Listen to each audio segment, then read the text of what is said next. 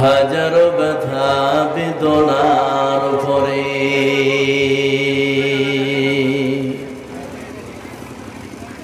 ফিরে আসনি তুমি আপন ঘরে।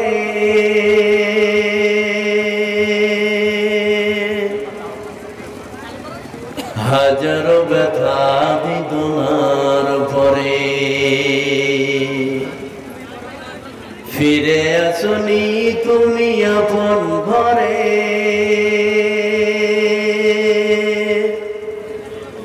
দিনের আলো তুমি ছড়িয়ে দিতে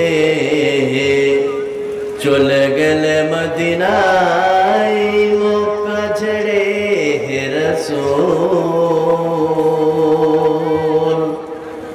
তোমাকে ভুলে আমি কেমন করে হে রাসূল, তোমাকে ভুলে আমি কেমন করে। খেয়ে না খেয়ে দিন প্রচারের কাজে নিজেকে দিয়েছ বিলিয়ে।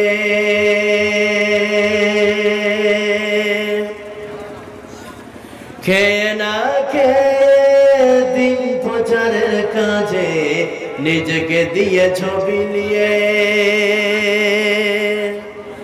তায়েফের কাফেরেরা চিনল না সে আলো, দুষ্ট ছেলেদের পিছু দিল লেলিয়ে। পাথরের আঘাতে ক্ষত বিক্ষত হয়ে সারা শরীর থেকে রক্ত ঝরে হে রাসূল, তোমাকে ভুলে আমি কেমন করে হে রাসূল, তোমাকে ভুলে আমি কেমন করে। হাজারো ব্যথা বেদনার পরে ফিরে আসনি তুমি আপন ঘরে। দিনের আলো তুমি ছড়িয়ে দিতে চলে গেলে মদিনায় মক্কা ছেড়ে হে রাসূল, তোমাকে ভুলে আমি কেমন করে হে রাসূল, তোমাকে ভুলে আমি কেমন করে। হীরার গুহায় তোমারই ধ্যান, আসমান থেকে নামে আল কোরআন। হীরার গুহায় তোমারই ধ্যান, আসমান থেকে নামে আল কোরআন। ভাঙলো সবার ভুল তোমারই পরে আসলো কোরআনের ছায়া তলে। ভাঙলো সবার ভুল তোমারই পরে আসলো কোরআনের ছায়া তলে হে রাসূল, তোমাকে ভুলে আমি কেমন করে হে রাসূল, তোমাকে ভুলে আমি কেমন করে। উপস্থিত আজকের সভার মাননীয় ও সম্মানীয় ও যোগ্যতম সভাপতি সাহেব, সামনের বসে থাকা ভাই ও আব্বাজানেরা, পর্দার আড়ালের মা ও বোনেরা, আমাদের আজকে সর্বপ্রথম কাজ হচ্ছে ওই মহান আল্লাহ পাকের প্রশংসা করা। কার প্রশংসা একটু কথা বলুন তো, সকল বলুন কার প্রশংসা, কথা বলুন কার প্রশংসা। খাওয়ার সময় প্রশংসা কার, সকলে বলুন। ঘুমার সময়, ঘুম থেকে ওঠার সময়, সুদ খাওয়ার সময়। কেউ কেউ বলে ফেলেছে সুদ খাওয়ার সময় আল্লাহর প্রশংসা করবে, করা যাবে? তো যা হোক, যারা বলেছে এটা স্লিপ হয়ে গিয়েছে, এটা আল্লাহ ধরবে না মাফ করবে? কথা বলুন, মাফ করে দেবে, এটা আল্লাহ পাক ধরবেন না। তো আমরা সব জায়গায় আল্লাহ পাকের প্রশংসা করব সর্ব অবস্থায়। তো আজকের দিনে ছোট্ট একটি বাক্যের দ্বারাই আমরা আল্লাহ পাকের প্রশংসা শেষ করব। আমরা সকলেই অন্তঃস্থল থেকে বলবো আলহামদুলিল্লাহ। আল্লাহর পরে এই পৃথিবীতে যাকে আমরা স্থান দিই এবং এই পৃথিবীতে স্থান পাওয়ার যে অধিকার রাখে, যোগ্যতা রাখে, তিনি আর পৃথিবীর কেউ নন। তিনি হচ্ছেন আখির নবী, নবী মোহাম্মদ সাল্লাল্লাহু আলাইহি সাল্লাম, যিনি যুগ যুগ ধরে বহু সাধনা করে, বহু চেষ্টা করে পৃথিবীর বারণ মণ্ডলীকে অন্ধকার ভিতর থেকে আলোর পথ দেখিয়েছেন। তিনার উপর শত শত শান্তির ধারা বর্ষিত হোক। আল্লাহুম্মা সাল্লি আলাইহি আল্লাহুম্মা বারিক আলাইহি।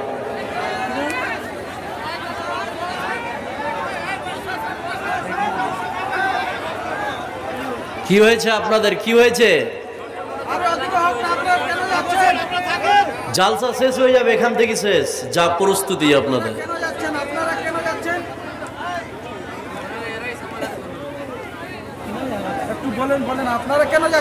আপনারা কেউ যাবেন না, বসেন।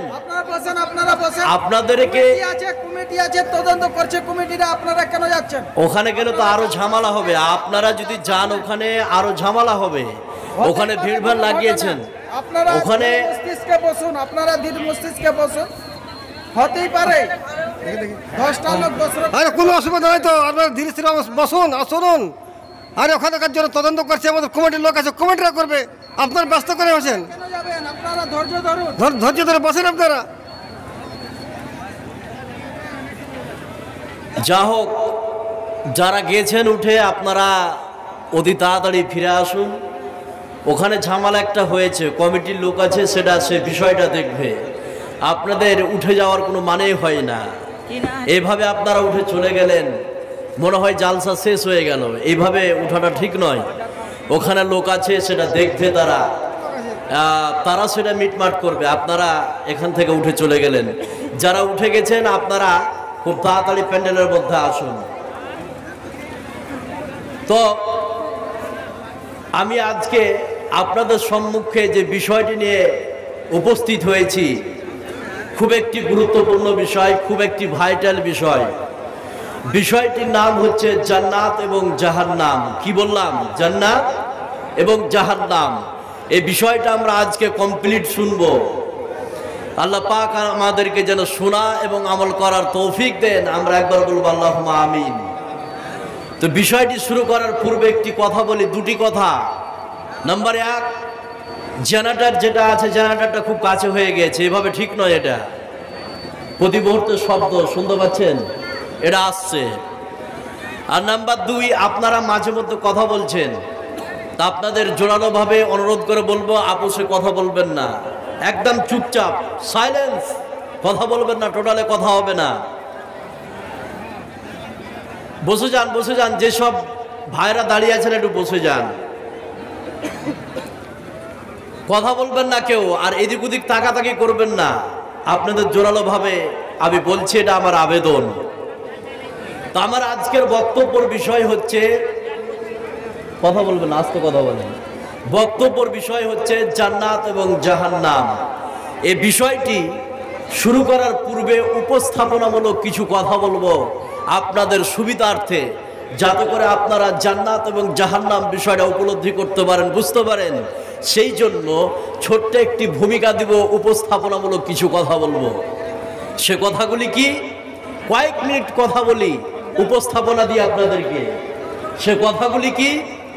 আল্লাহ কোরআনে কারীমের মধ্যে বলছেন, সূরা আরাফের মধ্যে, ইন্না রাব্বাকুমুল্লাহুল্লাযী খালাকাস সামাওয়াতি ওয়াল আরদা ফি সিত্তাতি আইয়ামিন সুম্মা ইসতাওয়া আলাল আরশ।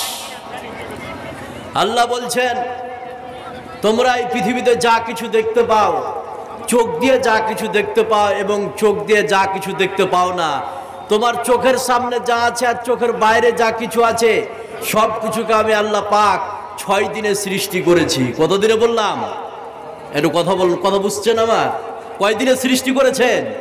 6 দিনে। সারা কি আছে? সিকতিয়াকে আফজাল, সিকতিয়ার আফজাল কে আছেন? এখানে আছেন, স্টেজে আপনাকে ডাকা হচ্ছে। আর কথা বলবেন না আপনারা, এভাবে কথা বললে কথা বলা যাবে না, কথা বলিয়েন না এভাবে। তো এই পৃথিবীতে আপনি যা কিছু দেখতে পাচ্ছেন চোখ দিয়ে এবং চোখের বাইরে সবকিছুকে আল্লাহ পাক কতদিনে সৃষ্টি করেছে? কথা বলুন কতদিনে? 6 দিনে। সারা পৃথিবীতে আপনি যা কিছু দেখতে পান সবকিছুকে আল্লাহ পাক 6 দিনে সৃষ্টি করেছে, যা কিছু দেখতে পান। এই 6 দিন কোন দিন? রবিবার, সোমবার, মঙ্গলবার, বুধবার, বৃহস্পতিবার এবং শুক্রবার। এই পৃথিবীতে আপনি যা কিছু দেখতে পাচ্ছেন সব কিছুকে আল্লাহ পাক এই 6 দিনে সৃষ্টি করেছে। শনিবারের দিন আল্লাহ পাক কিছুই সৃষ্টি করেন নাই, কিছু তৈরি করেনি। সেই জন্য শনিবারকে আরবিতে বলা হয় ইয়াউমুস সাbt, এক কথায় ছুটির দিন। সেই দিন আল্লাহ পাক কিছুই সৃষ্টি করেনি। এই 6 দিনে আমরা যা কিছু দেখতে পাই এই সব কিছুকে আল্লাহ পাক এই 6 দিনে সৃষ্টি করেছে। এই 6 দিনে এই পৃথিবীকে সৃষ্টি করে এই পৃথিবীর ধ্বংসের একটা নির্ধারিত ডেট দিয়েছে কে? কথা বলুন, দিয়েছে কে? আল্লাহ। এই পৃথিবীকে আল্লাহ পাক 6 দিনে সৃষ্টি করেছে। 6 দিনে সৃষ্টি করে এর একটা নির্ধারিত ধ্বংসের ডেট, কোন দিন পৃথিবী ধ্বংস হবে, কোন দিন পৃথিবী আমাদের কাছ থেকে যাবে, কোন দিন শেষ হবে, এর একটা নির্ধারিত সময় জানে কে? কথা বলুন, জানে কে? আল্লাহ জানে। আল্লাহ ছাড়া পৃথিবীর কেউ বলতে পারবে না। আজকের পৃথিবীর সব থেকে যেটা বড় গবেষণা কেন্দ্র, সেই গবেষণা কেন্দ্রের নাম বলতে পারবেন? জানা আছে আপনাদের? পৃথিবীর সব থেকে বড় গবেষণা কেন্দ্র জানা আছে কি? জানা নাই। সেটা হচ্ছে নাসা। কি বললাম? নাসা। এটা একটি গবেষণা কেন্দ্র। তার বাপেরও ক্ষমতা নাই যে এই পৃথিবী কোন দিন ধ্বংস হবে, কোন দিন শেষ হবে, কোন দিন বিলুপ্ত হবে, কোন দিন আমাদের কাছ থেকে যাবে। পৃথিবীর মানুষের কাছে এর কোনো হদিস বা ঠিকানা নাই। এই পৃথিবী কতদিন আর থাকবে আমাদের মাঝে? কতদিন আমরা এই পৃথিবীতে থাকতে পাবো? কতদিন পর এই পৃথিবী ধ্বংস হবে? চলুন একটি হাদিসের মাধ্যমে আমরা একটি আইডিয়া করতে পারবো। বলা সম্ভব নয় যে পৃথিবীর সময় আর কতদিন আছে, কিন্তু একটি হাদিসের মাধ্যমে আমরা আইডিয়া করতে পারবো, বুঝতে পারবো যে পৃথিবীর সময় আর কতদিন আছে। হাদিসটা বলবো আপনাদের? কথা বলুন, বলবো কি? এবার চলুন এই হাদিসটার মাধ্যমে আপনি বুঝে নেবেন যে পৃথিবীর সময় আর কতদিন আছে, পৃথিবী আর কতদিন আমাদের মাঝে টিকবে। একটি হাদিসের মাধ্যমে আইডিয়া করা যাবে যে পৃথিবী আর কতদিন থাকবে। হাদিসটি কি? হাদিসটি বর্ণনা করছেন হুযায়ফা রাদিয়াল্লাহু তাআলা আনহু। তিনি বলছেন, আমরা কিছু সাহাবী মিলে মসজিদে নববীতে বসে বসে আমরা কিয়ামত সম্পর্কে আলোচনা করছিলাম। আমরা আলোচনা করছিলাম যে পৃথিবী কবে ধ্বংস হবে, পৃথিবী কবে আমাদের কাছ থেকে যাবে, পৃথিবী কবে শেষ হবে, পৃথিবী কবে বিলুপ্ত হবে, পৃথিবী কবে চলে যাবে। আমরা এই সম্পর্কে আলোচনা করছিলাম। এমন সময় বিশ্বনবী আমাদের কাছে উপস্থিত হলেন। হওয়ার পরে বিশ্বনবী বললেন, বলো তোমরা কি সম্পর্কে আলোচনা করছিলে, কি তোমরা একে অপরে বলাবলি করছিলে? উপস্থিত সাহাবা ইকরাম বিশ্বনবীকে বললেন, ইয়া রাসূলুল্লাহ, আমরা কিয়ামত সম্পর্কে আলোচনা করছিলাম যে পৃথিবী কবে ধ্বংস হবে, পৃথিবী কবে শেষ হবে, পৃথিবী কবে আমাদের কাছ থেকে যাবে, এই সম্পর্কে আমরা আলোচনা করছিলাম। বিশ্বনবী বললেন, শোনো, পৃথিবী কোনোদিন ধ্বংস হবে না, পৃথিবী কোনোদিন বিলুপ্ত হবে না, পৃথিবী কোনোদিন আমাদের কাছ থেকে যাবে না, যতদিন পর্যন্ত সমাজে, এলাকায়, বস্তিতে, পৃথিবীতে 10টি জিনিস না দেখবে ততদিন পর্যন্ত পৃথিবী ধ্বংস হবে না। উপস্থিত সাহাবা ইকরাম বললেন, ইয়া রাসূলুল্লাহ, এই 10টি জিনিস আমাদেরকে বলুন। এই 10টি জিনিস যখন আমরা দেখে নেব সমাজে, এলাকায়, বস্তিতে, পৃথিবীতে, তখন বুঝে নেব যে পৃথিবীর সময় আর নাই, এবার পৃথিবী ধ্বংস হয়ে যাবে। এবার বিশ্বনবী 10টি কথা বলে দিলেন। শুনো, আমি 10টি জিনিস বলে যাচ্ছি। 1 নম্বরে বিশ্বনবী বললেন, এই পৃথিবীতে ধোঁয়ার আবির্ভাব হবে। ধোঁয়া বুঝেন? বুঝেন কি? বুঝেন? ধুম্মা বুঝেন? ধুম্মা বুঝেন? ধুম্মা, আমরা কাঁড়ি খড়কুটা যখন জ্বালাই তখন একটা ধুম্মা হয় না? ধোঁয়া। তো বিশ্বনবী বললেন যে এই পৃথিবীতে ধোঁয়ার আবির্ভাব হবে। যে ধোঁয়াটা সমাজে 40 দিন পর্যন্ত ছেয়ে থাকবে। নাম্বার 2, বিশ্বনবী বললেন এই পৃথিবীতে দাব্বাতুল আরজ, মাটির তল থেকে একটি প্রাণী বের হবে, যে প্রাণীটি মানুষের সঙ্গে কথা বলবে। নাম্বার 3, বিশ্বনবী বললেন এই পৃথিবীতে দাজ্জালের আবির্ভাব হবে, যার একটি চোখ কানা থাকবে, কপালে লেখা থাকবে কাফির। 4 নম্বরে বিশ্বনবী বললেন এই পৃথিবীতে পশ্চিম দিক থেকে সূর্য উদিত হবে। নাম্বার 5, বিশ্বনবী বললেন এই পৃথিবীতে ঈসা আলাইহিস সালামের আবির্ভাব হবে, যে ঈসা আলাইহিস সালামকে আল্লাহ পাক জীবিত অবস্থায় তুলে নিয়েছিলেন। বিশ্বনবীর পূর্বে যে নবী এসেছিলেন তিনি হচ্ছেন হযরত ঈসা আলাইহিস সালাম। নাম্বার 6, বিশ্বনবী বললেন এই পৃথিবীতে ইয়াজুজ মাজুজের আবির্ভাব হবে। নাম্বার 7, বিশ্বনবী বললেন এই পৃথিবীতে পশ্চিম দিকে ভূমিকম্প ভূমিধস হবে। নাম্বার 8, পূর্ব দিকে ভূমিকম্প ভূমিধস হবে। নাম্বার 9, আরব ভূমিতে ভূমিকম্প ভূমিধস হবে। নাম্বার 10, ইয়ামান থেকে আগুন বের হবে। এই 10টি জিনিস যখন সমাজে 50 টাকা আর 50 টাকা ঘুরিয়ে নেবেন, 50 টাকা ঘুরিয়ে দেন, বাপমার নামে 50 টাকা দান করেছে। এই 10টি জিনিস যখন সমাজে, এলাকায়, বস্তিতে, পৃথিবীতে যখন দেখে নিবে তখন বুঝে নিবে যে পৃথিবীর সময় আর, কথা বলুন পৃথিবীর সময় আর নাই। এবার পৃথিবী শেষ হয়ে যাবে, এবার পৃথিবী ধ্বংস হয়ে যাবে।